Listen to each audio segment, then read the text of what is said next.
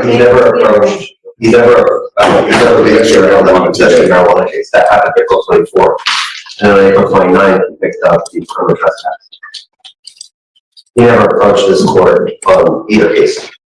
I have here that he signed conditions of bond on 4/24 not to pick up any new cases, and now 5 days later he's picked up a criminal trespass. I mean, am I wrong? Oh, you're right. Yes, April 20th. No. April 25th. It has judge's signature. Yeah.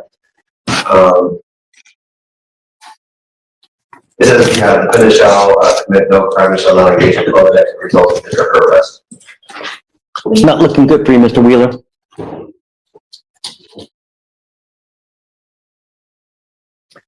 It's Altamirano, right? Yes, sir. Welcome back.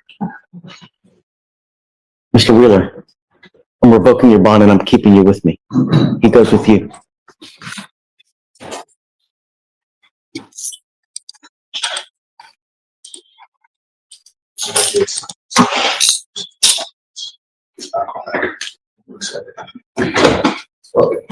Can you please appoint Mr. Wheeler a lawyer, and then we will talk about what's